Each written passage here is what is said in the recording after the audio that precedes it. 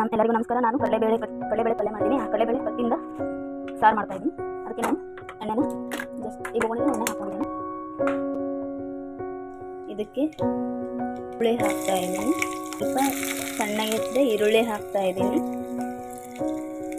ಕರಿಬೇವು ಹಾಕ್ತಾ ಇದ್ದೀನಿ. ಟೊಮೆಟೊ ಹಾಕ್ತಾ ಇದ್ದೀನಿ.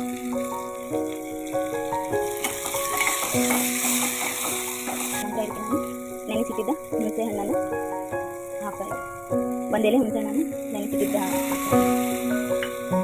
ಬೆಲ್ಲನ ನಾನು ಅದಕ್ಕೆ 2 ಚಮಚ ಖಾರ ಪುಡಿ, ಅರಿಶಿನ ಪುಡಿ, 2 ಚಮಚ ಸಣ್ಣಪ್ಪು ಹಾಕ್ತಾ ಇದ್ದೀನಿ.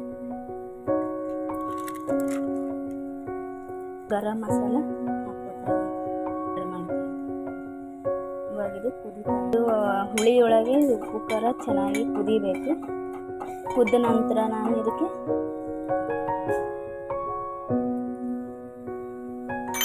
ಮಾಡಿದ್ದೀನಿ. ಅದ್ರ ಕಟ್ಟನ ಇಷ್ಟು ಬಂದಿದೆ. ಇದು ತಗೊಂಡಿದ್ದೀನಿ. ಇದನ್ನ ಇವಾಗ ಹಾಕ್ತಾ ಇದ್ದೀನಿ ಸಾರು.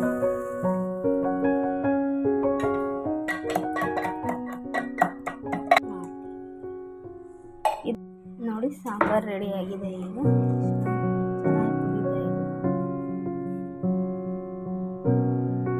ಈ ಥರ ಕಡಲೆಬೇಳೆ ಸಾಂಬಾರು ರೆಡಿ ಆಗುತ್ತೆ. ನೀವು ಕಡಲೆಬೇಳೆ ಪಲ್ಯನ ಮಾಡ್ತಾ ಇದ್ರೆ ಅದ್ರ ಕಟ್ಟನ ಈ ಥರ ಸಾರು ಮಾಡಿದರೆ ಟೇಸ್ಟು ಸೂಪರ್ ಆಗಿರುತ್ತೆ. 2 ಆಮೇಲೆ ಆಗಿಬಿಡ್ತವೆ ಐಟಮ್ ಸಾರು ಪಲ್ಯ.